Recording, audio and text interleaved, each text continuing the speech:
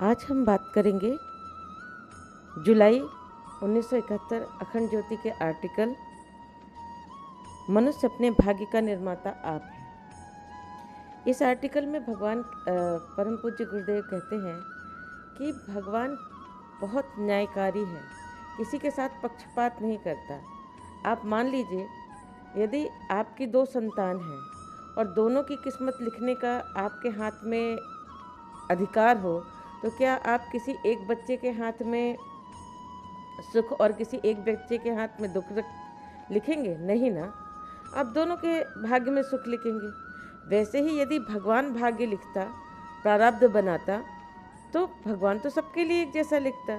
तो फिर लिखता कौन है? प्रारब्ध कैसे बनता है? भाग्य कैसे बनता है? ये प्रारब्ध या भाग्य जो भी आप कहें, ये बनता है आपके ही कर्मों का परिणाम होता है।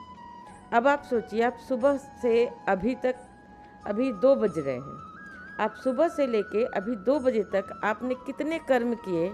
आपको क्या याद है? नहीं। आप न जाने कितने अनजाने में आपने क्या क्या सोचा, क्या क्या किया, आपको कुछ भी, मैक्सिमम चीज़ें तो आपको याद ही नहीं है। हम सभी एक बेहोशी का जीवन जी रहे हैं। ऐसे ही हम जब अभी हमें थोड़ी देर पहले की कई चीज़ें याद नहीं हैं। अगर आपसे मैं पूछूं कि 1 सप्ताह पहले आपने आज के दिन क्या क्या किया था, तो आप नहीं बता सकते। 1 महीने पहले का पूछूं, हमारी याददाश्त इतनी छोटी है कि हम 1 महीने पहले हमने एक दिन कैसे बिताया था, हम पूरी तरह से उसको नहीं बता सकते। हमने क्या क्या कर्म किए थे वो हम नहीं बता सकते। तो आप ये सोच सकते हैं कि हमारी याददाश्त इतनी अच्छी होगी कि हम पिछले जन्म में हमने क्या क्या किया वो हमें याद हो। या तो योगी वगैरह तपस्वी रहे हों तो पूर्व जन्म का आप बता भी सकते हैं, नहीं बता सकते ना। तो हमारे कई जन्मों के जो हमारे कर्म थे, उन्हीं का जो फल है, जो हमें इस जन्म में मिल रहा है, वो आप मान के चलिए आपके प्रारब्ध हैं या भाग्य हैं। लोग कहते हैं कि अरे हमारी तो किस्मत खराब है। अरे आपकी किस्मत खराब नहीं है, आपकी किस्मत जो भी है वो आपने बनाई है। आप अच्छी बनाना चाहते हो तो अपनी अच्छी बना लो, खराब बनाना चाहते हो खराब बना लो। मेरा बेटा है, मेरे बेटे से जब मेरी बात होती तो मुझसे उसने पूछा कि एक चीज़ बताओ मम्मा कि मेरी किस्मत किसने लिखी? तो मैंने कहा कि बेटा वो किस्मत आपने अपनी खुद ही लिखी है। मैंने उसको ये बात बताई। एक दिन मेरे हस्बैंड और मेरे बच्चे के बीच में बात हो रही थी, तो मेरे हस्बैंड ने कहा कि देखो तुम कितने भाग्यशाली हो कि तुम्हें जब इतने अच्छा घर मिला है जहाँ तुम जन्मे हो, जन्म से ही तुम्हें गाड़ी मिली, सारी सुख सुविधा मिली। तो मेरे बच्चे ने क्या उत्तर दिया पता है?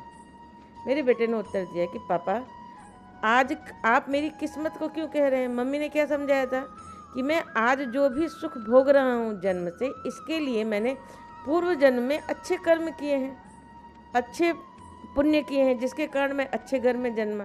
अगर मैं इस जन्म में अच्छे कर्म नहीं करूँगा तो अगले जन्म में मैं भिखारी के घर में भी जन्म सकता हूँ। तो उसके पापा ने कहा हाँ ये बात तो सही है। बोले मुझे जो सुख सुविधा मिल रही है वो मुझे मेरी किस्मत से मिल रही है, क्योंकि मैंने पिछले जन्म में अच्छे कर्म किए थे। ये बात सत्य है। तो फिर मैंने बेटे से कहा कि बेटा ये बात बिल्कुल सही है, आप जो बोल रहे हो बिल्कुल सही बोल रहे हो। आप आज जो सुख सुविधा प्राप्त किए हो, इसके लिए आपने अपने पिछले जन्म में मेहनत की थी, लेकिन अगर आप इस जन्म में मेहनत नहीं करोगे तो आपका आगे आने वाला जीवन कैसा रहेगा ये आप गारंटी नहीं ले सकते। आज की कलम से आप भविष्य का पन्ना लिख रहे हो। कल तुम्हारे जीवन में सुख सुविधा होगी, क्या होगा, कैसा घर होगा, कितना बैंक बैलेंस होगा, कितना पुण्य कर्म होगा, ये सब तुम आज ही लिखोगे। प्रत्येक दिन लिख रहे हो। इसलिए कोई भी कर्म करने से पहले एक बार विचार लो कि तुम आम बो रहे हो या बबूल बो रहे हो। अगर आम बोओगे तो आम का फल मिलेगा, बबूल बोओगे तो कांटे मिलेंगे। जो आप अपने जीवन में कर रहे हो उसका परिणाम आपको कल भुगतना पड़ेगा। ये अखंड ज्योति का आर्टिकल है जो बहुत अच्छा है, आप लोग ज़रूर पढ़िएगा। इसमें परम पूज्य गुरुदेव कहते हैं कि भाग्य का निर्माण ना तो कोई आकस्मिक संयोग है और ना उसका बनना बिगड़ना किसी अन्य व्यक्ति की इच्छा पर निर्भर करता है। यह कर्म फलों का एक विधान है। इसका निर्माता स्वयं मनुष्य ही होता है। यदि मनुष्य चाहता है कि उसके भाग्य में श्री, समृद्धि, वैभव, ऐश्वर्य और सुख सुविधाओं का समावेश हो तो उसे सत्कर्मों में प्रवृत्त होना चाहिए, अच्छे विचार रखने चाहिए, अच्छे कर्म करने चाहिए। आगे परम पूज्य गुरुदेव कहते हैं कि ऐसा आप लोगों के मन में प्रश्न उठ सकता है कि आप लोग देखते हैं कि बहुत लोग बहुत सारे पापी होते हैं लेकिन वो बहुत सुख भोगते हैं, लेकिन आप उनका बाहर देख रहे हैं। दुख कई प्रकार के होते हैं, दैहिक, दैविक, भौतिक, कई प्रकार के दुख होते हैं। आप उनके अंतर मन में जाग के देखते हैं कि क्या वो अंतर मन से सुखी हैं, क्या वो शरीर से सुखी हैं। आप देख रहे हैं किसी के घर के सामने 4 गाड़ी पार्क है, आप क्या सोच रहे हैं, अरे वाह ये तो बहुत सुखी आदमी है, लेकिन उसके पास जाके देखिए क्या वो सचमुच सुखी है। जो 2000 रुपये कमाता है वो सोचता है जिसके पास 5000 की सैलरी होगी ना वो बहुत सुखी होगा। जो 5000 वाला होगा वो सोचता है 10,000 के पास जिसके पास सैलरी होगी ना वो बहुत सुखी होगा। जो 50,000 कमा रहा है उसको देख के 10,000 वाला सोचता है कि वो ज़्यादा सुखी है। लेकिन जाके पूछिए, प्रत्येक व्यक्ति से पूछिए जो जितना भी कमा रहा है क्या वो सुखी है, क्या वो अपने वर्तमान से सुखी है, क्या उसके पास कोई दुख नहीं है। ऐसा नहीं है। जिसके जैसे कर्म हैं उसके हिसाब से उसको फल मिल रहा है, चाहे वो अच्छा मिल रहा है चाहे बुरा मिल रहा है। कभी कभी हम अच्छे कर्म करते हैं तो हमें ऐसा लगता है कि हम तो इतना अच्छा करते हैं, हमने तो किसी का बुरा नहीं किया, लेकिन फिर हमारे साथ बुरा क्यों हो रहा है। अरे भाई, हो सकता है ये कुछ आपका वर्तमान का हो या कुछ पिछले जन्म का हो।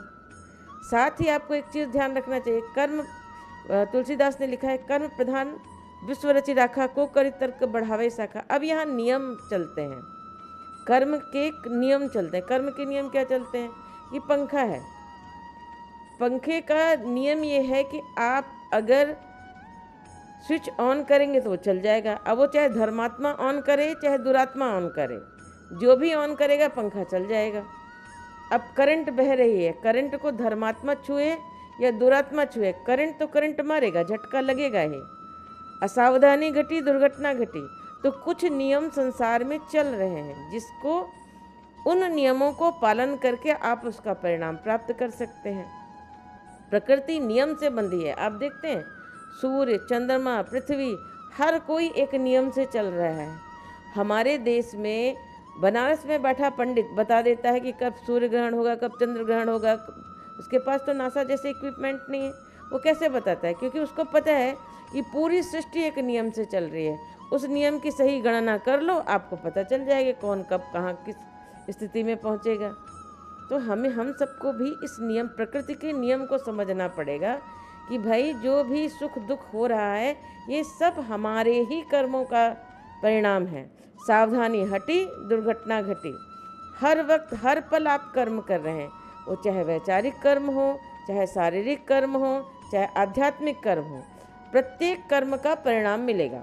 अब कुछ संशय ये होता है कि लोग सोचते हैं कि हमने एक बुरा कर्म किया, जैसे किसी ने चोरी कर दी। अब चोरी कर ली तो उसने सोचा कि अब उसको पश्चाताप हो, तो उसने सोचा हम दान दे देते हैं, ठीक है। अब उसने वो उतनी ही वैल्यू दान कर दी। तो अब वो ये सोचता है कि मैंने जो चोरी किया उसका जो पाप है वो मेरे दान के पुण्य से माइनस हो जाएगा। लेकिन अध्यात्म जगत में ऐसा नहीं होता, अध्यात्म जगत में प्लस होता है। तो अब आप जैसे आपने चोरी किया तो उसका पाप का भी दंड आएगा आपके पास।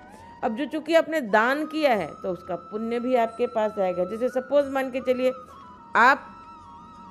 आपने पाप किया, पाप का अगर आपको दंड, आपको जेल हो गई, लेकिन चूंकि आपने दान किया था तो उसका पुण्य है तो आप जेल से बाहर भी आ जाएंगे। मतलब यहाँ पर एक पाप का और एक पुण्य का आपको 2 प्रकार के भाग्य प्रारब्ध भुगतने पड़ेंगे। तो हमें एक चीज़ ध्यान रखना पड़ेगा कि हमारे प्रत्येक कर्म के फल मिलेंगे, चाहे वो अच्छे हों चाहे बुरे हों। अगर हमने 3 पाप किए हैं तो 3 पाप भी आएंगे, 4 पुण्य किए हैं तो 4 पुण्य भी हमारे पास आएंगे। यहाँ पर माइनस कुछ नहीं होता। बस उसके कारण क्या होता है कि आपको, जैसे सपोज मान के चलिए आपको आज फांसी लगनी थी। जैसे एक उदाहरण मैं बताती हूँ कि 2 लोग जा रहे थे, राजा ने एक भोज का आयोजन किया था। उसमें सभी तरह के, राजा के यहाँ पुत्र जन्मा था तो उसमें सभी तरह के लोग आए हुए थे। तो वहाँ पर एक दुष्ट व्यक्ति भी जा रहा था, उसके पैर में ठोकर लगी और उसको 1 मटका सोना मिल गया। और एक पुण्यात्मा था। सब जानते थे कि ये बहुत पुण्यात्मा आदमी है। वो गया तो उसके पैर में कांच लग गया और उसके खून बहने लगा। तो जनता जो थी वो क्या देख रही थी, वो अभी वर्तमान देख रही थी। सब ने कहना सुना शुरू किया, देखो घोर कलयुग है, पापी को तो धन मिलता है और पुण्यात्मा के पैर में कांच गड़ता है। तो राजपुरोहित थे। राजपुरोहित बहुत बहुत तपस्वी आदमी थे, बहुत बड़े प्रकांड ज्योतिषी थे। तो राजा ने कहा कि आप मुझे इस घटना के बारे में बताइए। राजा ने दोनों से पूछा कि आपका जन्म कब हुआ था, जन्म स्थान बताइए, जन्म दिनांक बताइए, जन्म समय बताइए। तो उन दोनों ने बताया। ज्योतिषी ने गणना करी, उसके पूर्व जन्म की गणना करी तो पता चला कि जो वर्तमान जन्म का पुण्यात्मा व्यक्ति था वो पिछले जन्म का कसाई था। लेकिन वो हर वक्त जब भी वो पशुओं को काटता तो हर वक्त उसको ग्लानि होती कि काश मुझे भगवान ने एक अच्छा जन्म दिया होता तो मैं पूरा जन्म में पुण्य करता। तो उसके अंदर इतनी अच्छी भावनाएं होती थी, लेकिन वो क्या करे, मजबूरी में कसाई के घर जन्मा था तो उसको काम करना पड़ता था। लेकिन वो हमेशा साधु संतों को देखता रहता था और उसका चित्त जो रहता था वो साधु संतों पे लगा रहता था। तो इसका परिणाम क्या हुआ कि वो व्यक्ति जब मरा तो उसके चित्त में साधु संत थे, तो इसलिए वो किसी साधु के घर में जन्मा और इस जन्म में उसने सभी अच्छे कर्म किए। लेकिन पिछले जन्म में जो उसने इतने वध किए थे, उसके परिणाम स्वरूप आज के दिन उसको फांसी लगनी थी, मृत्यु मिलनी थी। लेकिन चूंकि उसने इतने सारे पुण्य कर दिए कि उसके, अब मैंने आपको बताया ना कि जो पाप भी आएगा, पाप का भी परिणाम आएगा, पुण्य का भी परिणाम आएगा। तो चूंकि पाप का आया, लेकिन उसकी जो भीषणता थी, जो उसको मृत्यु सम कष्ट मिलना था, वो थोड़े से कांच के कष्ट से निकल गया। अब जो दूसरा व्यक्ति था, जिसको चोर लंपट था, जिसको एक मटका धन मिला, तो उसकी कुंडली जांची गई तो पता चला वो पिछले जन्म में पंडित था, पुजारी था। तो वो जब अब पुजारी था तो उसको बड़े पीले वस्त्रों में रहना पड़ता था, पूजा पाठ करना पड़ता था। लेकिन उसकी क्या थी, उसकी दृष्टि घर के सामने एक चोर पे रहती थी।